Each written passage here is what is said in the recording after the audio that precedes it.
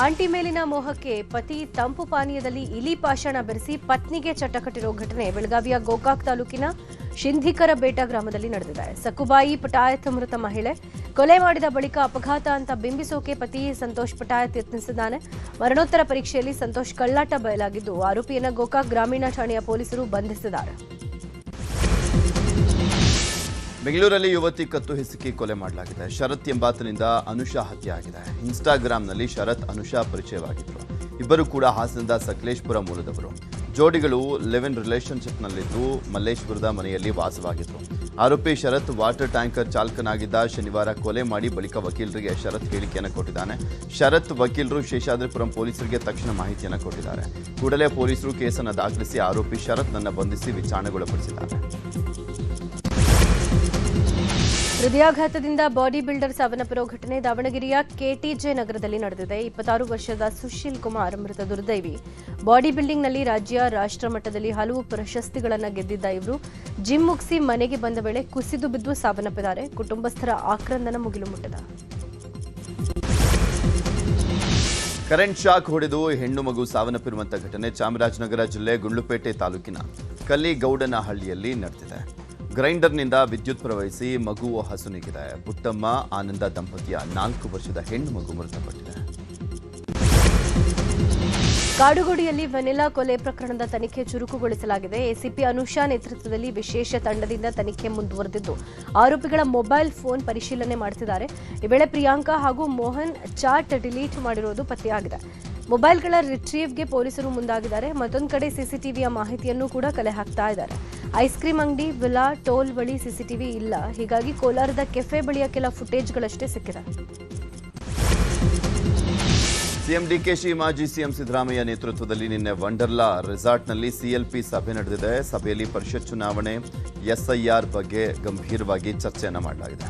ಪರಿಷತ್ election ಅಲ್ಲಿ ಅಡ್ಡ ಮತದಾನ ಆಗದಂತೆ ಎಚ್ಚರ ವಹಿಸಲಿಕ್ಕೆ ಶಾಸಕರಿಗೆ ಸೂಚನೆಯನ್ನು ಕೊಡಲಾಗಿದೆ. 5ನೇ ಅಭ್ಯರ್ಥಿ ಗೆಲುವೇ ಗುರಿ ಅಂತ ಶಾಸಕರಿಗೆ ಕಿವಿಮಾತನ್ನ ಹೇಳಲಾಗಿತ್ತು. ಮೃತಪಟ್ಟಂತ ಮತ ಪರಿಷ್ಕರಣೆಯ ಸಂದರ್ಭದಲ್ಲಿ ಯಾರೆಲ್ಲ ಏನೇನೆಲ್ಲ ಜಾಗೃತಿ ವಹಿಸಬೇಕು ಅನ್ನುವಂಥದ್ರ ಬಗ್ಗೆನೂ ಕೂಡ ಅರಿವನ್ನು ಮೂಡಿಸಲಾಗಿದೆ. 4 ಸೀಟ್ ಗೆಲ್ಲುವಂತ ಅವಕಾಶ ಇರುವಂತ ಕಾಂಗ್ರೆಸ್ 5ನೇ ಸೀಟನ್ನು ಗೆಲ್ಲೋದಕ್ಕೂ ಕೂಡ ಪ್ಲಾನ್ ಮಾಡಿದೆ. ಬಿಡದಿ ಟೌನ್ಶಿಪ್ ಪರ ವಿರೋಧ ವಿಚಾರ ಹಿನ್ನೆಲೆ ಇವತ್ತು ಬಿಡದಿ ಭಾಗದ 4 ಹಳ್ಳಿಗಳಿಗೆ ಬಿಜೆಪಿ ನಿಯೋಗ ಭೇಟಿ ಕೊಡಲಿದೆ. ವಿಪಕ್ಷ ನಾಯಕ ಅಶೋಕ್, ಛಲವಾದಿ ನಾರಾಯಣಸ್ವಾಮಿ ನೇತೃತ್ವದ ನಿಯೋಗ ಭೇಟಿ ಕೊಡಲಿದ್ದು ರೈತರೊಂದಿಗೆ ಚರ್ಚೆ ನಡೆಸಲಿದೆ. ಕೆಂಪಯ್ಯನಪಾಳ್ಯ, ಅರಳಾಳು ಸಂದ್ರ, ಹೊಸೂರು, ಬನಿಗಿರಿ ಗ್ರಾಮಗಳಿಗೆ ಭೇಟಿ ನೀಡಿ ರೈತರ ಅಭಿಪ್ರಾಯ ಸಂಗ್ರಹಿಸಲಿದ್ದಾರೆ.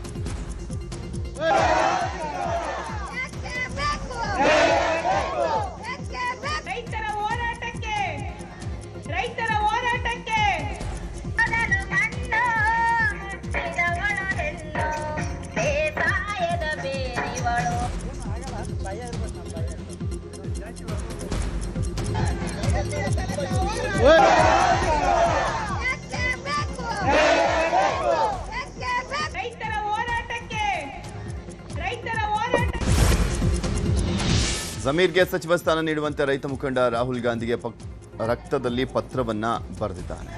ವಿಜಯನಗರ ಜಿಲ್ಲೆಯ ಹೂವಿನಹಡಗಲಿ ತಾಲೂಕಿನ ಉತ್ತಂಗಿ ಗ್ರಾಮದ ಸಿದ್ದೇಶ್ ಎಂಬಾತ ರಕ್ತದಲ್ಲಿ ರಾಹುಲ್ ಗಾಂಧಿ ಅವರಿಗೆ, ಮಲ್ಲಿಕಾರ್ಜುನ್ ಖರ್ಗೆ, ಸುರ್ಜೇವಾಲಾ, ಸಿಎಂ ಡಿಕೆಶಿ, ಮಾಜಿ ಸಿಎಂ ಸಿದ್ದರಾಮಯ್ಯನವರಿಗೆ ಪತ್ರವನ್ನು ಬರೆದು ಒತ್ತಾಯಿಸಿದ್ದಾರೆ.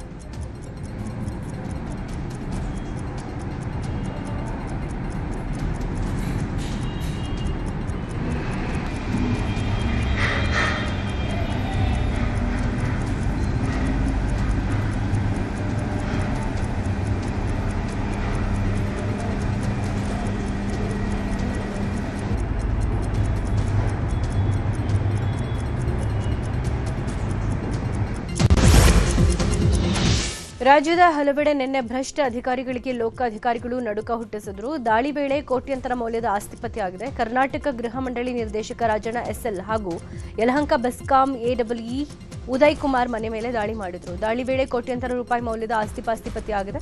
ರಾಜಣ್ಣ ಮನೆಯಲ್ಲಿ 4,97,00,000ದ ಸ್ಥಿರಾಸ್ತಿ ಚರಾಸ್ತಿ ಪತ್ತೆಯಾಗಿದೆ. ಹಾಗೆ ಉದಯ್ ಕುಮಾರ್ ನಿವಾಸದಲ್ಲಿ 3,54,00,000 ಮೌಲ್ಯದ ಸ್ಥಿರಾಸ್ತಿ ಚರಾಸ್ತಿ ಪತ್ತೆಯಾಗಿದೆ.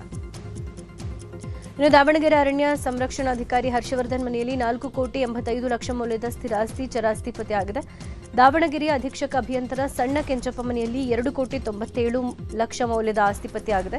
ಚಿತ್ರದುರ್ಗದ ಬಯಲುಸೀಮೆ ಅಭಿವೃದ್ಧಿ ಮಂಡಳಿಯ ಕಾರ್ಯದರ್ಶಿ ಕೃಷ್ಣ ನಾಯಕ್ ಮನೆಯಲ್ಲಿ 2,70,00,000 ಮೌಲ್ಯದ ಆಸ್ತಿ ಸಿಕ್ಕಿದೆ.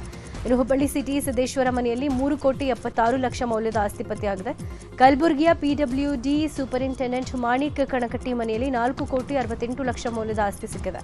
ಚಿಕ್ಕಮಗಳೂರು ಎಸಿಎಫ್ ಮೋಹನ್ ಮನೆಯಲ್ಲಿ 1.5 ಲಕ್ಷ ರೂಪಾಯಿ ನಗದು, 250 ಗ್ರಾಂ ಚಿನ್ನ, 1 ಕೆಜಿ ಬೆಳ್ಳಿ ಸೇರಿದಂತೆ 3,62,00,000 ಮೌಲ್ಯದ ಆಸ್ತಿ ಪತ್ತೆಯಾಗಿದೆ. ರೇಣುಕಾಸ್ವಾಮಿ ಕೊಲೆ ಪ್ರಕರಣದ ಸಂಬಂಧ ಸಾಕ್ಷಿಗಳ ವಿಚಾರಣೆ ಇಂದು ನಡೆಯಲಿದೆ. ದರ್ಶನ್ ಹಾಗೂ ಉಳಿದ ಆರೋಪಿಗಳನ್ನು ನ್ಯಾಯಾಲಯಕ್ಕೆ ಖುದ್ದಾಗಿ ಹಾಜರುಪಡಿಸಬೇಕು ಅಂತ ಆರೋಪಿಗಳ ಪರ ವಕೀಲರು ಅರ್ಜಿಯನ್ನು ಸಲ್ಲಿಸಿದರು. 59ನೇ ಸಿಸಿಎಚ್ ಕೋರ್ಟ್ನಲ್ಲಿ ನಿನ್ನೆ ವಿಚಾರಣೆ ನಡೆದಿತ್ತು. ಹಾಗೆಯೇ ದರ್ಶನ್ ಅರ್ಜಿ ವಿಚಾರಣೆ ನಡೆದಿದ್ದು ಇಂದು ವಿಚಾರಣೆ ಮುಂದೂಡಲಾಗಿತ್ತು. ಧಾರವಾಡ ಕೇಂದ್ರ ಕಾರಾಗೃಹದಲ್ಲಿ ಕರ್ಮಕಾಂಡ ಮುಂದುವರೆದಿದೆ. ಜೈಲಿನಲ್ಲೇ ಖೈದಿಗಳು ಸ್ಮಾರ್ಟ್ ಫೋನ್ ಬಳಕೆ ಮಾಡ್ತಾ ಇರೋ ವಿಡಿಯೋ ಹಾಗೂ ಜೈಲಿನಲ್ಲಿ ಖೈದಿಗಳು ಪ್ರತ್ಯೇಕ ಅಡುಗೆ ಮಾಡ್ತಾ ಇರೋ ವಿಡಿಯೋ ವೈರಲ್ ಆಗಿದೆ. ತಮಗಿಷ್ಟ ಬಂದಾಗೆ ಅಡುಗೆ ಮಾಡಿಕೊಂಡು ರೆಸ್ಟೋರೆಂಟ್ ಸ್ಟೈಲ್ನಲ್ಲಿ ಖೈದಿಗಳು ಅಡುಗೆ ಮಾಡ್ಕೊಂಡು ಊಟ ಮಾಡ್ತಾ ಇದ್ದಾರೆ. ಬೆಂಗಳೂರಿನಲ್ಲಿ ಹಫ್ತಾ ವಸೂಲಿ ಹೆಚ್ಚಾಗ್ತಾ ಇರುವಂತಹ ಆರೋಪ ಹಿನ್ನೆಲೆಯಲ್ಲಿ ಹಫ್ತಾ ವಸೂಲಿಯಿಂದ ಬೇಸತ್ತು ಕಾರ್ಮಿಕ ಪರಿಷತ್ನಿಂದ ಪ್ರತಿಭಟನೆಗೆ ಕರೆಯನ್ನ ಕೊಟ್ಟಿರುವಂಥದ್ದು. ನಾಳೆ ನಗರದಲ್ಲಿ ಬೇಕರಿ, ಕಾಂಡಿಮೆಂಟ್ಸ್ ಬಂದ್ ಮಾಡಿ ಪ್ರತಿಭಟನೆಯನ್ನ ನಡೆಸಲಿದ್ದಾರೆ. ಪೊಲೀಸರು, ಆರೋಗ್ಯ ಇಲಾಖೆ ಅಧಿಕಾರಿಗಳು ಸೇರಿದಂತೆ ಪುಡಿ ರೌಡಿಗಳ ಕಿರುಕುಳ ಆರೋಪ ಹಿನ್ನೆಲೆಯಲ್ಲಿ ನಾಳೆಯಿಂದ ಅನಿರ್ದಿಷ್ಟಾವಧಿ ಮುಷ್ಕರಕ್ಕೆ ಕರೆಯನ್ನ ಕೊಡಲಾಗಿದೆ.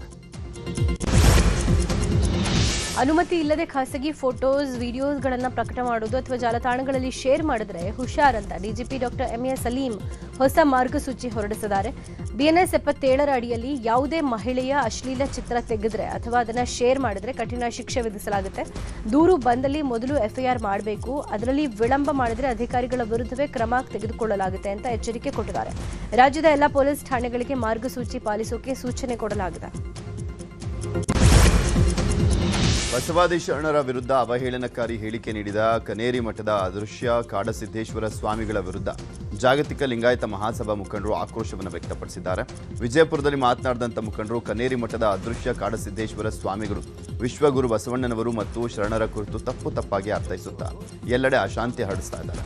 ಬಸವ ತತ್ವದ ಪ್ರಚಾರ ಮಾಡುವ ಲಿಂಗಾಯತ ಮಠಾಧೀಶರನ್ನ ಬಸವ ತಾಲಿಬಾನಿಗಳು ಅಂತ ತೀವ್ರವಾಗಿ ಟೀಕಿಸುತ್ತಾ ಸಮಾಜದಲ್ಲಿ ಅಶಾಂತಿ ಹುಟ್ಟಿಸ್ತಾ ಇದ್ದಾರೆ ಅಂತ ಕನೇರಿ ಸ್ವಾಮಿ ವಿರುದ್ಧ ಕಿಡಿಕಾರಿದರು.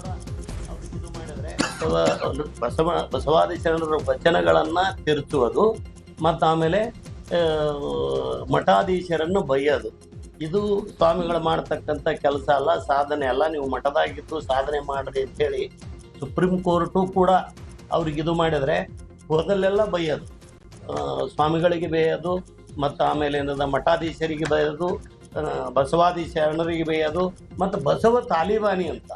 ಬಸವ ತಾಲಿಬಾನಿ ಅಂದ್ರೇನು? ಬಸವಣ್ಣನವರಿಗೆ ತಾಲಿಬಾನಿ ಅಂದಂಗೆ ಅರ್ಥ. ಬಸವ ಕಾಂಗ್ರೆಸ್ ಎಂಎಲ್ಸಿ ನಜೀರ್ ಅಹಮದ್ರನ್ನ ರಾಷ್ಟ್ರೀಯ ಕಂಪನಿ ಕಾನೂನು ನ್ಯಾಯಮಂಡಳಿ ಬೆಂಗಳೂರು ಪೀಠ ದಿವಾಳಿ ಅಂತ ಘೋಷಣೆ ಮಾಡಿತ್ತು. ಆದರೆ ಎಂಎಲ್ಸಿ ಸ್ಥಾನದಿಂದ ನಜೀರ್ ಅಹಮದ್ ವಜಾ ಮಾಡೋ ವಿಚಾರ ಸತ್ಯಕ್ಕೆ ದೂರ ಅಂತ ಕೋಲಾರ ನಗರಸಭೆ ಮಾಜಿ ಅಧ್ಯಕ್ಷ ಮುಬಾರಕ್ ಹೇಳಿದ್ದಾರೆ. ನಜೀರ್ ಅಹಮದ್ ವಿವಿಧ ಉದ್ಯಮಗಳ ಮೂಲಕ 16,000 ಜನರಿಗೆ ಕೆಲಸ ಕೊಟ್ಟಿದ್ದಾರೆ. ನ್ಯಾಯಮಂಡಳಿ ತೀರ್ಪು ಹಾಗೂ ನ್ಯಾಯಾಲಯ ತೀರ್ಪಿಗೆ ಅಜಗಜಾಂತರ ವ್ಯತ್ಯಾಸ ಇದೆ. ಬೆಂಗಳೂರು ಪೀಠದ ತೀರ್ಪನ್ನು ಪ್ರಶ್ನೆ ಮಾಡಿ ಚೆನ್ನೈ ಪೀಠ ಸುಪ್ರೀಂ ಕೋರ್ಟ್ ಮೊರೆ ಹೋಗೋ ಅವಕಾಶನೂ ಇದೆ. ಆದರೆ ನಜೀರ್ ಅಹಮದ್ ಯಾವತ್ತಿಗೂ ಯಾರಿಗೂ ವಂಚನೆ ಮಾಡಿದವರಲ್ಲ. ಮುಂದಿನ ನ್ಯಾಯಾಂಗ ಹೋರಾಟದಲ್ಲಿ ಅವರಿಗೆ ಜಯ ಆಗುತ್ತೆ ಅಂತ ಮುಬಾರಕ್ ಹೇಳಿದ್ರು. ಯಾವುದೇ ಒಂದು ನ್ಯಾಯಾಲಯದಲ್ಲಿ ಇದನ್ನು ದಿವಾಳಿ ಅಂತ ಹೇಳಿ ಆದೇಶ ಆಗಿದ್ರೆ ಆವಾಗ 191 ಅಟ್ರಾಕ್ಟ್ ಆಗ್ತಾ ಇತ್ತು, ಆವಾಗ ಡಿಸ್ಕ್ವಾಲಿಫೈ ಆಗ್ತಾ ಇದ್ರು. ಇವಾಗ ಆಗಿರುವಂಥ ಆರ್ಡರ್ಸ್ ಟ್ರಿಬ್ಯುನಲ್ದು ಸರ್ ಆರ್ಡರ್ದು. ನ್ಯಾಯಾಲಯಕ್ಕೂ ನ್ಯಾಯಮಂಡಳಿಗೂ ವ್ಯತ್ಯಾಸ ತಿಳ್ಕೋಬೇಕು, ಆಮೇಲೆ ನೀವು ಮಾತಾಡಬೇಕು ಸರ್. ಯಾವುದಾದ್ರು ಕೋರ್ಟಲ್ಲಿ ಆದೇಶ ಆಗಿದ್ದರೆ ದಿವಾಳಿ ಅಂತ ಅದನ್ನು ನೀವು 191 ಅಟ್ರಾಕ್ಟ್ ಆಗ್ತಾ ಇತ್ತು. ಇವಾಗ ಇರೋ ನ್ಯಾಯಮಂಡಳಿಯಲ್ಲಿ ಆಗಿರುವಂತಹ ಆರ್ಡರ್ಸನ್ನು ನೀವು ಡಿಸ್ಕ್ವಾಲಿಫೈ ಆಗಿಬಿಡ್ತಾರೆ, ಮೆಂಬರ್ಶಿಪ್ ಹೋಗ್ಬಿಡ್ತದೆ ಅಂತ ಹೇಳಿದ್ರೆ ಯಾವ ಆಧಾರದ ಮೇಲೆ, ಯಾವ ಒಂದು ನೀವು ಕಾನೂನು ವ್ಯಾಪ್ತಿಯಲ್ಲಿ ನೀವು ಮಾತನಾಡ್ತಾ ಇದ್ರಿ ಅಂತ ನಿಮಗೆ ನೀವೇ ಪ್ರಶ್ನೆ ಹಾಕೋಬೇಕಾಗ್ತದೆ. ಸುಪ್ರೀಂ ಕೋರ್ಟ್ಗೆ ಯಾವುದೇ ಕೋಲಾರದ ಮುಳುಬಾಗಿಲು ನಗರಸಭೆ ವ್ಯಾಪ್ತಿಯ ವಾರ್ಡ್ ನಂಬರ್ 14 ಮತ್ತು 18ರಲ್ಲಿ ನೀರಿನ ಪೈಪ್ಲೈನ್ ಅಳವಡಿಕೆ ಮಾಡುವ ಕಾಮಗಾರಿಯಲ್ಲಿ ಭಾರೀ ಗೋಲ್ಮಾಲ್ ನಡೆದಿರುವಂತಹ ಆರೋಪ ಕೇಳಿಬಂದಿದೆ. ಪೈಪ್ಲೈನ್ ಹಾಕಲಿಕ್ಕೆ 98,000 ಅನುದಾನ ಮಂಜೂರಾಗಿದೆ. ಈಗಾಗಲೇ ಗುತ್ತಿಗೆದಾರರಿಗೆ ಹಣ ಪಾವತಿಯಾಗಿದ್ದು ಕಾಮಗಾರಿಯೇ ಆರಂಭವಾಗಿಲ್ಲ. ನಗರಸಭೆ ಕಮಿಷನರ್ ಹಾಗೂ ಗುತ್ತಿಗೆದಾರರು ಶಾಮೀಲಾಗಿ ಹಣ ಲಪ್ಟಾಯಿಸಿದ್ದಾರೆ ಅಂತ ಮಾಜಿ ನಗರಸಭೆ ಸದಸ್ಯರು ಹಾಗೂ ಸಾರ್ವಜನಿಕರು ಆರೋಪವನ್ನು ಮಾಡಿದ್ದಾರೆ. ನಗರಸಭೆ ಅಧಿಕಾರಿಗಳ ವಿರುದ್ಧ ಕ್ರಮಕ್ಕೆ ಒತ್ತಾಯಿಸಿದ್ದಾರೆ. ಶಿಷ್ಯ ವೇತನ ನೀಡುವಂತೆ ಒತ್ತಾಯಿಸಿ ಮೈಸೂರು ವಿಶ್ವವಿದ್ಯಾಲಯದಲ್ಲಿ ಸಂಶೋಧಕರು ಅಹೋರಾತ್ರಿ ಧರಣಿ ನಡೆಸ್ತಾ ಇದ್ದಾರೆ. ಪಿಎಚ್ಡಿಗೆ ಪ್ರವೇಶಾತಿ ಪಡೆದ ಸಂಶೋಧಕರುಗಳಿಗೆ ಶಿಷ್ಯ ವೇತನ ಕೊಡ್ತಾ ಇಲ್ಲ. ಒಟ್ಟು 96 ಜನ ಅರ್ಜಿ ಹಾಕಿದ್ದೀವಿ, ಅದರಲ್ಲಿ 20 ಜನರಿಗೆ ಮಾತ್ರ ಶಿಷ್ಯ ವೇತನ ಮಂಜೂರಾಗಿದೆ. ಇದು ವಿದ್ಯಾರ್ಥಿಗಳ ವಿರೋಧಿ ಧೋರಣೆ ಅಂತ ಆರೋಪ ಮಾಡಲಾಗ್ತಾ ಇದೆ. ನಿನ್ನೆ ರಾತ್ರಿ ಸ್ಥಳಕ್ಕೆ ವಿವಿಯ ಕುಲಸಚಿವೆ ಸವಿತಾ ಭೇಟಿ ಕೊಟ್ಟು ಶೀಘ್ರವೇ ಫೆಲೋಶಿಪ್ ಸಮಸ್ಯೆ ಬಗೆಹರಿಸ್ತೀನಿ ಅಂತ ಭರವಸೆ ಕೊಟ್ಟಿದ್ದಾರೆ.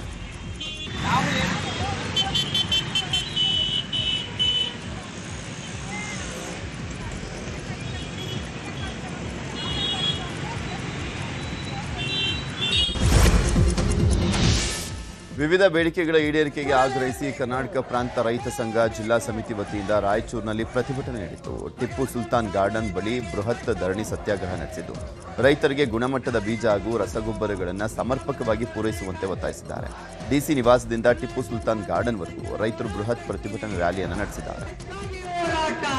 ಮುಂಗಾರು ಬೆಳೆಗೆ ರೈತರಿಗೆ ಸಮರ್ಪಕವಾಗಿ ರಸಗೊಬ್ಬರ ಮತ್ತು ಬೀಜ ಸಿಗ್ತಾ ಇಲ್ಲ ಮತ್ತು ಜೊತೆಗೆ ಸುಮಾರು ವರ್ಷಗಳಿಂದ ನಾವು ನಿವೇಶನ ಮತ್ತು ಮನೆಗಾಗಿ ಅರ್ಜಿ ಹಾಕಿದ್ರು ಕೂಡ ಒಂದೇ ಒಂದು ಸೈಟ್ ಇವತ್ತು ಹಂಚಿಕೆ ಮಾಡೋಕ್ಕಾಗಲಿಲ್ಲ ಮತ್ತು ಬಹಳಷ್ಟು ವರ್ಷಗಳಿಂದ ಸರ್ಕಾರಿ ಜಮೀನಿನಲ್ಲಿ ಮನೆ ಕಟ್ಟಿರ್ತಕ್ಕಂಥ ಬಡ ಕುಟುಂಬಗಳಿಗೆ ಇವತ್ತಿನವರೆಗೆ ಹಕ್ಕುಪತ್ರ ಕೊಟ್ಟಿಲ್ಲ ಮತ್ತು ಕೇವಲ ನಾವು ಬಡವರ ಪರವಾಗಿ ಕೆಲಸ ಮಾಡ್ತೀವಿ ಅಂತ ಹೇಳ್ತಕ್ಕಂಥ ಸರ್ಕಾರಗಳು ಇವತ್ತಿನವರೆಗೂ ಬಡವರ ಅರ್ಜಿಗಳನ್ನು ಇತ್ಯರ್ಥ ಮಾಡೋಕ್ಕೆ ತಯಾರಿಲ್ಲ. ಹಂಗಾಗಿ ನಾವು ಇವತ್ತ ಜಿಲ್ಲಾ ಆಡಳಿತ ಕಚೇರಿ ಮುಂದೆ ಇವತ್ತು ಬಂದು ನಾವು ಈ ಒಂದು ಪ್ರಶ್ನೆಗೆ ಉತ್ತರ ಸಿಗುವವರೆಗೂ ನಾವು ಹೋರಾಟವನ್ನು ಮುಂದುವರಿಸ್ತೀವಿ. ರೈತರಿಗೆ ಡಿಎಪಿ ಗೊಬ್ಬರ ಯೂರಿಯಾನ ಕೃತಕ ಭಾವ ಸೃಷ್ಟಿ ಮಾಡಿ ಹೆಚ್ಚಿನ ಬೆಲೆಗೆ ಮಾರ್ತಕ್ಕಂಥ ಅಂಗಡಿ ಲೈಸೆನ್ಸ್ ರದ್ದು ಮಾಡಿ ಅವ್ರ ಮೇಲೆ ಎಸೆನ್ಷಿಯಲ್ ಕಮಾಂಡ್ ಆಕ್ಟ್ ಪ್ರಕಾರ ಅರೆಸ್ಟ್ ಮಾಡಬೇಕಂತಕ್ಕಂಥ ಮೊದಲೇ ಆಗ್ರಹವನ್ನು ಮಾಡಿದ್ವಿ. 1350 ಡಿಎಪಿಯನ್ನ 1800 ಮಾಡ್ತಾರೆ, 266 ರೂಪಾಯಿಯನ್ನ ಯೂರಿಯಾವನ್ನ 400 ರಿಂದ 500 ರೂಪಾಯಿ ಮಾಡ್ತಾ ಇದ್ದಾರೆ. ಅದ್ರ ತಕ್ಕ ನಿಲ್ಲಬೇಕಂತಕ್ಕಂಥ ಮಾತನ್ನ. ಎರಡನೇದಾಗಿ ಕುರಿವಾಳ ಪಟ್ಟಣ ಪಂಚಾಯತಿ ವ್ಯಾಪ್ತಿಯಲ್ಲಿರ್ತಕ್ಕಂಥ ಸರ್ಕಾರಿ ಭೂಮಿಯಲ್ಲಿ ಗುಡಿಸಲಾಕೊಂಡಿರ್ತಕ್ಕಂಥ 100 ಜನಕ್ಕೆ ಒಂದು ತೆರವು ಮಾಡತಕ್ಕಂಥ ನೀತಿಯನ್ನ ಕೂಡಲೇ ನಿಲ್ಲಿಸಬೇಕು. ತುಮಕೂರು ಜಿಲ್ಲೆ ಕುಣಿಗಲ್ ತಾಲೂಕಿನಲ್ಲಿ ಒಂದೇ ಜಮೀನನ್ನ ಇಬ್ಬರಿಗೆ ಮಾರಿ ವಂಚನೆ ಮಾಡಿರೋ ಪ್ರಕರಣ ಬೆಳಕಿಗೆ ಬಂದಿದ್ದು 6 ಜನರ ವಿರುದ್ಧ ಎಫ್ಐಆರ್ ದಾಖಲಾಗಿದೆ. ಯಡಿಯೂರು ಹೋಬಳಿ ಮಧುರೆ ಕಾವಲ್ ಗ್ರಾಮದಲ್ಲಿ 4 ಎಕರೆ ಭೂಮಿಯನ್ನ ಇಬ್ಬರಿಗೆ ಮಾರಾಟ ಮಾಡಿ ವಂಚಿಸಲಾಗಿದೆ. ಯಲ್ಲಾಪುರ ಗ್ರಾಮದ ಲೋಕೇಶ್, ಪುಟ್ಟಮ್ಮ, ರತ್ನಮ್ಮ, ಶಶಿಧರ್, ಗಂಗಮ್ಮ ಮತ್ತು ಬೆಂಗಳೂರಿನ ಇಂದ್ರೇಶ್ ಅನ್ನುವೊಬ್ಬರ ವಿರುದ್ಧ ಅಮೃತೂರು ಪೊಲೀಸ್ ಠಾಣೆಯಲ್ಲಿ ಕೇಸ್ ದಾಖಲಾಗಿದೆ. ಆರೋಪಿ ಲೋಕೇಶ್ 4 ಎಕರೆ ಜಮೀನನ್ನ ಚಿಕ್ಕಣ್ಣ ಮತ್ತು ಇಂದ್ರೇಶ್ ಅನ್ನೋರಿಗೆ ಮಾರಿ ವಂಚಿಸಿದ್ದಾನೆ. ಒಟ್ಟು ಟೋಟಲ್ ಅವನು 9 ಲಕ್ಷ ಚಿಲ್ಲರೆ ಕೊಟ್ಟಂಗೆ ಇತ್ತು. ಅವಾಗ ಕಾಲದಲ್ಲಿ 4 ಎಕರೆ ಜಮೀನು ತಗೊಳಕ್ಕೆ ಹೋದಾಗ ನನ್ಗಾಗೈತೆ ಹೆಂಗ್ ಬರ್ತೀರ ಬನ್ನಿ ಅಂತ. ಅವಾಗ ಇವನು ಇನ್ನೊಬ್ಬ ನೋಡಿ ಮಾಡ್ಕೊಂಡಿರೋನು ಇಂದ್ರೇಶು ಬೆಂಗಳೂರನ್ನಂತೆ ನಾವು ನೋಡಿಲ್ಲ ಇಲ್ಲಿವರೆಗೂ. ಅವನ್ನ 2014ರಲ್ಲಿ ಮ್ಯಾನ್ಯಲ್ ಅಗ್ರಿಮೆಂಟ್ ಹಾಕ್ಸಿದಾರೆ 500 ರೂಪಾಯಿ ಪೇಪರ್ಲಿ. ಅದನ್ನು ತಾಂಡಕ್ಕೆ ಇಂದ್ರೇಶ್ ಅನ್ನೋನ್ಗೆ ಲೋಕೇಶ್ ಅನ್ನೋನ್ ಹಾಕೊಟ್ಟವನೇ. ಹೌದೌದೌದು. ಜೂನ್ 10ರಂದು ಶಿವಮೊಗ್ಗದ ಗಡಿಕಲ್ ಸರ್ಕಲ್ನಲ್ಲಿ ದನ ಕಳ್ಳತನಕ್ಕೆ ಪ್ರಯತ್ನ ಪಟ್ಟಂತ ಆರೋಪಿಗಳನ್ನು ತೀರ್ಥಹಳ್ಳಿ ಪೊಲೀಸರು ಬಂಧಿಸಿದ್ದಾರೆ. 31 ವರ್ಷದ ರೋಷನ್ ಬೇಗ್ ಅಲಿಯಾಸ್ ಫೈರೋಜ್ ಬೇಗ್ ಹಾಗೂ ಇಮ್ರಾನ್ ಅಲಿಯಾಸ್ ಅತೀಕ್ ಅಹಮದ್ ಬಂಧಿತರು. 4 ಲಕ್ಷ ಮೌಲ್ಯದ ಎರ್ಟಿಗಾ ಕಾರು ವಶಕ್ಕೆ ಪಡೆಯಲಾಗಿದೆ. ಪ್ರಕರಣ ಭೇದಿಸುವಲ್ಲಿ ಡಿವೈಎಸ್ಪಿ ಅರವಿಂದ್ ಕಲಗುಜ್ಜಿ ಹಾಗೂ ತೀರ್ಥಹಳ್ಳಿ ಠಾಣೆ ಇನ್ಸ್ಪೆಕ್ಟರ್ ಇಮ್ರಾನ್ ಬೇಗ್, ಪಿಎಸ್ಐ ಸುಷ್ಮಾ ಆರ್ ಸೇರಿದಂತೆ ಹಲವರಿದ್ದರು. Welcome back. ಉಳಿದ ಸುದ್ದಿಗಳನ್ನು ಒಂದೊಂದಾಗಿ ನೋಡ್ತಾ ಹೋಗೋಣ. ಎತ್ತಿನ ಗಾಡಿಗೆ ಕಾರು ಡಿಕ್ಕಿಯಾಗಿ ಒಂದು ಎತ್ತಿನ ಕಾಲು ಮುರಿದಿದ್ದು ಮತ್ತೊಂದು ಎತ್ತಿನ ಕೊಂಬು ಮುರಿದು ಬಿಟ್ಟಿದೆ. ಬಾಗಲಕೋಟೆ ಜಿಲ್ಲೆಯ ಬಾದಾಮಿ ತಾಲೂಕಿನ ಮತ್ತಿಕಟ್ಟಿ ಗ್ರಾಮದ ಬಳಿ ಈ ಅಪಘಾತ ಸಂಭವಿಸಿತು. ಕುಡಿದ ಮತ್ತಿನಲ್ಲಿ ವೇಗವಾಗಿ ಕಾರು ಚಲಾಯಿಸಿದಂಥ ಕಾರ್ ಚಾಲಕ ಎತ್ತಿನ ಬಂಡಿಗೆ ಹಿಂಬದಿಯಿಂದ ಡಿಕ್ಕಿ ಹೊಡೆದಿದ್ದಾನೆ. ಫಕೀರಪ್ಪ ಎಂಬ ರೈತನಿಗೆ ಹಾಗೂ ಕಾರು ಚಾಲಕ ಅಂದನಗೌಡನಿಗೆ ಗಂಭೀರ ಗಾಯಗಳಾಗಿದೆ. ಕೆರೂರಿನಿಂದ ಯಂಕಂಚಿ ಕಡೆಗೆ ತೆರಳುತ್ತಾ ಇದ್ದಂಥ ಕಾರ್ನಿಂದ ಅಪಘಾತ ಆಗಿದೆ. ಚಿತ್ರದುರ್ಗ ನಗರದ ಒನಕೆ ಓಬವ್ವ ಜಿಲ್ಲಾ ಕ್ರೀಡಾಂಗಣದಲ್ಲಿ ವ್ಯಾಯಾಮ ಸಾಮಗ್ರಿಗಳು ಹಾಳಾಗಿದ್ದು ಕ್ರೀಡಾ ಇಲಾಖೆ ಅಧಿಕಾರಿಗಳು ನಿರ್ಲಕ್ಷ್ಯ ವಹಿಸಿದ್ದಾರೆ ಅಂತ ವಾಯು ವಿಹಾರಿಗಳು ಬೇಸರ ವ್ಯಕ್ತಪಡಿಸಿದ್ದಾರೆ. ಕೆಲ ವ್ಯಾಯಾಮ ಸಾಮಗ್ರಿಗಳು ಮುರಿದು ಬಿದ್ದಿವೆ, ಕೆಲ ಸಾಮಗ್ರಿಗಳ ಬೇರಿಂಗ್ ಹಾಳಾಗಿದೆ. ಇನ್ನು ಈ ಕುರಿತು ಅಧಿಕಾರಿಗಳು ತಲೆ ಕೆಡಿಸಿಕೊಳ್ತಾ ಇಲ್ಲ. ಕೂಡಲೇ ಸಂಬಂಧಪಟ್ಟ ಅಧಿಕಾರಿಗಳು ಅವ್ಯವಸ್ಥೆಯನ್ನು ಸರಿಪಡಿಸೋ ಕೆಲಸ ಮಾಡಬೇಕು ಅಂತ ವ್ಯಾಯಾಮಕ್ಕೆ ಬರೋ ವಾಯು ವಿಹಾರಿಗಳು, ಕ್ರೀಡಾಪಟುಗಳು ಆಗ್ರಹಿಸಿದ್ದಾರೆ. ದೊಡ್ಡಬಳ್ಳಾಪುರ ದೇವನಹಳ್ಳಿ ರಾಷ್ಟ್ರೀಯ ಹೆದ್ದಾರಿ 648ರ ಲಕ್ಷ್ಮೀಪುರ ಗೇಟ್ ಬಳಿ ಭೀಕರ ಸರಣಿ ಅಪಘಾತ. ಲಾರಿ ಚಾಲಕನ ಅಜಾಗರೂಕತೆಯಿಂದ ಅಪಘಾತ ನಡೆದಿದೆ ಅಂತ ಹೇಳಲಾಗಿದೆ. ದೊಡ್ಡಬಳ್ಳಾಪುರದಿಂದ ದೇವನಹಳ್ಳಿ ಕಡೆ ಬರ್ತಾ ಇದ್ದಂಥ ಲಾರಿ ನಿಯಂತ್ರಣ ತಪ್ಪಿ ಮುಂದೆ ಹೋಗ್ತಾ ಇದ್ದಂಥ ಟ್ರ್ಯಾಕ್ಟರ್ಗೆ ಡಿಕ್ಕಿ ಹೊಡೆದಿದೆ. ಅಪಘಾತದ ಬಳಿಕ ಮತ್ತೊಂದು ರಸ್ತೆಗೆ ಲಾರಿ ನುಗ್ಗಿತು. ಈ ವೇಳೆ ಎದುರುಗಡೆಯಿಂದ ಬರ್ತಾ ಇದ್ದಂಥ ಬೊಲೆರೋ ವಾಹನಕ್ಕೆ ಡಿಕ್ಕಿಯಾಗಿದೆ. ಅದೃಷ್ಟವಶಾತ್ ಟ್ರ್ಯಾಕ್ಟರ್ ಸೇರಿದಂತೆ ಬೊಲೆರೋ ಚಾಲಕರು ಗಾಯಗೊಂಡಿರುವಂಥದ್ದು ಅಪಾಯದಿಂದ ಪಾರಾಗಿದ್ದಾರೆ. ಶಾಲಾ ಮಕ್ಕಳ ಸುರಕ್ಷತೆಗಾಗಿ ಹುಬ್ಬಳ್ಳಿ ಟ್ರಾಫಿಕ್ ಪೊಲೀಸರು ಶಾಲಾ ವಾಹನಗಳ ಮೇಲೆ ವಿಶೇಷ ತಪಾಸಣಾ ಕಾರ್ಯಾಚರಣೆ ಮಾಡಿದ್ದಾರೆ. ಆಟೋ, ವ್ಯಾನ್ ಹಾಗೂ ಶಾಲಾ ಬಸ್ಗಳ ದಾಖಲೆಗಳ ಪರಿಶೀಲನೆ ಮಾಡಿದ್ದಾರೆ. ಹುಬ್ಬಳ್ಳಿ ಉತ್ತರ ಸಂಚಾರ ಪೊಲೀಸ್ ಠಾಣೆ ವ್ಯಾಪ್ತಿಯಲ್ಲಿ ತಪಾಸಣೆ ನಡೆಸಲಾಗಿದೆ. ಚಾಲಕರ ಲೈಸೆನ್ಸ್, ಇನ್ಶೂರೆನ್ಸ್ ಹಾಗೂ ವಾಹನ ದಾಖಲೆಗಳನ್ನು ಪರಿಶೀಲನೆ ಮಾಡಿದ್ದಾರೆ. ನಿಯಮ ಉಲ್ಲಂಘಿಸುವ ಚಾಲಕರ ವಿರುದ್ಧ ಕಠಿಣ ಕ್ರಮದ ಎಚ್ಚರಿಕೆ ಕೊಟ್ಟಿದ್ದಾರೆ. ಟ್ರಾಫಿಕ್ ಪೊಲೀಸರ ಕಾರ್ಯಕ್ಕೆ ಸಾರ್ವಜನಿಕರು ಮೆಚ್ಚುಗೆ ವ್ಯಕ್ತಪಡಿಸಿದ್ದಾರೆ. ಶಾಲಾ ಕಾಲೇಜು ಮಕ್ಕಳ ಸುರಕ್ಷತೆಗಾಗಿ ದಾವಣಗೆರೆ ಜಿಲ್ಲೆಯಲ್ಲಿಯೂ ಕೂಡ ಪೊಲೀಸರಿಂದ ತಪಾಸಣೆಯನ್ನ ಮಾಡಲಾಯಿತು. ದಾವಣಗೆರೆ ಜಿಲ್ಲಾ ಪೊಲೀಸ್ ಅಧೀಕ್ಷಕ ಶೇಖರ್ HT ಸೂಚನೆ ಮೇರೆಗೆ ಆಯಾ ಉಪವಿಭಾಗಗಳ ಡಿವೈಎಸ್ಪಿ ಮಾರ್ಗದರ್ಶನದಲ್ಲಿ ಅಧಿಕಾರಿಗಳ ಪ್ರತ್ಯೇಕ ತಂಡ ಕಾರ್ಯಾಚರಣೆ ಮಾಡಿತು. ಶಾಲಾ ಕಾಲೇಜು ಬಸ್ಗಳು, ಲಘು ವಾಹನಗಳು ಹಾಗೂ ಆಟೋ ರಿಕ್ಷಾಗಳನ್ನು ತಡೆದು ನಿಲ್ಲಿಸಿದಂಥ ಪೊಲೀಸರು ಚಾಲಕರನ್ನ ತಪಾಸಣೆ ಮಾಡಿದರು. ಕಡ್ಡಾಯವಾಗಿ ಸಂಚಾರ ನಿಯಮಗಳನ್ನು ಪಾಲಿಸಬೇಕು ಅಂತ ಚಾಲಕರಿಗೆ ಕಟ್ಟುನಿಟ್ಟಿನ ಜಾಗೃತಿಯನ್ನು ಮೂಡಿಸಲಾಯಿತು. ಸರ್ಕಾರಿ ಶಾಲೆಯ ಕೊಠಡಿಯೊಂದರಲ್ಲಿ ಸುಮಾರು 6 ಅಡಿ ಉದ್ದದ ಬೃಹತ್ ಹಾವೊಂದು ಕಾಣಿಸಿಕೊಂಡಿದೆ. ಬೆಳಗಾವಿ ಜಿಲ್ಲೆಯ ಹುಕ್ಕೇರಿ ತಾಲೂಕಿನ ಕಮ್ಮತನೂರ ಗ್ರಾಮದ ಸರ್ಕಾರಿ ಶಾಲೆಯಲ್ಲಿ ಘಟನೆ ನಡೆದಿದೆ. ಶಾಲೆಯ ಕೊಠಡಿಯೊಳಗೆ ಹಾವು ಗಮನಿಸಿದ ಶಿಕ್ಷಕರು ಮಕ್ಕಳನ್ನು ದೂರ ಕಳಿಸಿದ್ದಾರೆ. ಸ್ಥಳೀಯ ಉರಗ ರಕ್ಷಕ ರಮೇಶ್ ಮಾಳಿಗೆ ಸುದ್ದಿ ತಿಳಿದಿದ್ದು ಸ್ಥಳಕ್ಕೆ ಆಗಮಿಸಿ ಹಾವನ್ನು ಸೆರೆ ಹಿಡಿದರು.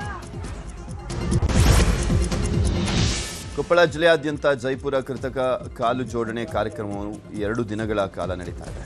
MSPL ಕಾರ್ಖಾನೆ ಹಾಗೂ ಜೈಪುರದ ಭಗವಾನ್ ಮಹಾವೀರ ವಿಕಲಾಂಗ ಸಹಾಯಕ ಸಮಿತಿ ಆಯೋಜನೆಯನ್ನ ಮಾಡಿದೆ. ಜಿಲ್ಲೆಯ ವಿವಿಧೆಡೆಯಿಂದ 100 ಜನ ಕಾಲು ಕಳೆದುಕೊಂಡಿರುವಂತವರು ಭಾಗಿಯಾಗಿದ್ದಾರೆ. ಕಾಲು ಇಲ್ಲದವರಿಗೆ ಕೃತಕ ಕಾಲು ಜೋಡಣೆಯಿಂದ ನಡೆದಾಡುವಂತೆ ಮಾಡಲಾಗಿದೆ. ಚಾಮರಾಜನಗರದಲ್ಲಿ ಬೈಕ್ನಲ್ಲಿ ತೆರಳುತ್ತಾ ಇದ್ದ ವೇಳೆ ಇಬ್ಬರು ಶಿಕ್ಷಕರ ಮೇಲೆ ಕಾಡಾನೆ ದಾಳಿ ಮಾಡಿದೆ. ತಾಳ್ವಾಡಿ ಅರಣ್ಯ ಪ್ರದೇಶದ ಅದ್ರಹಳ್ಳ ಬಳಿ ಘಟನೆ ನಡೆದಿದೆ. ಕಾಡಾನೆ ದಾಳಿಯಿಂದ ಬೈಕ್ ಜಖಂಗೊಂಡಿದೆ. ಆನೆ ದಾಳಿ ನಡೆಸ್ತಾ ಇದ್ದಂತೆ 2 ಕಿಲೋಮೀಟರ್ ದೂರ ಓಡಿ ಪ್ರಾಣಾಪಾಯದಿಂದ ಶಿಕ್ಷಕರು ಪ್ರಾಣ ಉಳಿಸಿಕೊಂಡಿದ್ದಾರೆ. ಮೈಸೂರು ಜಿಲ್ಲೆ HD ಕೋಟೆ ತಾಲೂಕಿನ ನಾಗರಹೊಳೆ ಅಭಯಾರಣ್ಯದಲ್ಲಿ ಪ್ರವಾಸಿಗರಿಗೆ ಹುಲಿ ದರ್ಶನ ಕೊಟ್ಟಿದೆ. ಕಬಿನಿ ಹಿನ್ನೀರಿನಲ್ಲಿ ದಮ್ಮನಕಟ್ಟೆ ಅರಣ್ಯ ವ್ಯಾಪ್ತಿಯಲ್ಲಿ ಬೆಳಗ್ಗೆ ಸಫಾರಿಗೆ ತೆರಳಿದಂಥ ವೇಳೆ ಹುಲಿ ಕಂಡು ಪ್ರವಾಸಿಗರು ಪುಳುಕಿತರಾಗಿದ್ದಾರೆ. ಇತ್ತೀಚೆಗೆ ಹುಲಿಗಳ ಸಂಖ್ಯೆ ಹೆಚ್ಚಾಗಿರುವಂಥ ಕಾರಣ ಪ್ರವಾಸಿಗರಿಗೆ ಟೈಗರ್ ಸೈಟ್ ಹೆಚ್ಚು ಕಾಣಸಿಗ್ತಾ ಇದೆ.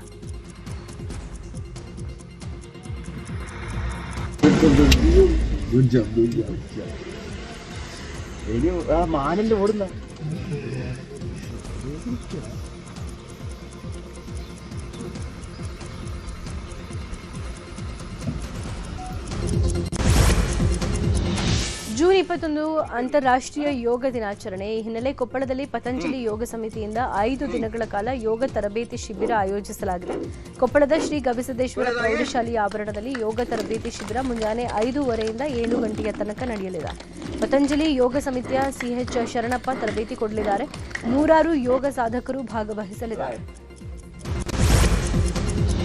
ಆರೋಗ್ಯ ಮತ್ತು ದೈಹಿಕ ಫಿಟ್ನೆಸ್ ಬಗ್ಗೆ ಜಾಗೃತಿಯನ್ನು ಮೂಡಿಸಲಿಕ್ಕೆ ಮೈಸೂರಿನಲ್ಲಿ ಇದೇ ಜೂನ್ 28ರಂದು ನ್ಯೂಸ್ 18 ವತಿಯಿಂದ ನಮ್ಮ ರನ್ ಮ್ಯಾರಥಾನ್ ಆಯೋಜನೆ ಮಾಡಲಾಗಿದೆ. ಮಕ್ಕಳಿಗಾಗಿ 1 ಕಿಲೋಮೀಟರ್ ಹಾಗೂ 2 ಕಿಲೋಮೀಟರ್ ನಿಗದಿಪಡಿಸಲಾಗಿದೆ. 3, 5, 10 ಕಿಲೋಮೀಟರ್ ಓಟಕ್ಕೆ ಯಾವುದೇ ಸಮಯ ಮಿತಿ ಇಲ್ಲ. 5 ಮತ್ತು 10 ಕಿಲೋಮೀಟರ್ ಓಟಕ್ಕೆ ನಿಗದಿತ ಟೈಮ್ ಫಿಕ್ಸ್ ಮಾಡಲಾಗಿದೆ. ವಿಜೇತರಾದ ಸ್ಪರ್ಧೆಗೆ 1 ಲಕ್ಷ ಬಹುಮಾನವನ್ನು ಕೂಡ ನೀಡಲಾಗುತ್ತೆ. ನಿಮಗೆ ಸ್ಕ್ರೀನ್ ಮೇಲೆ ಕಾಣಿಸ್ತಾ ಇರುವಂಥ QR ಕೋಡ್ ಸ್ಕ್ಯಾನ್ ಮಾಡಿ ಆಸಕ್ತರು ನೋಂದಣಿಯನ್ನು ಮಾಡಿಸಿಕೊಳ್ಳಬಹುದು.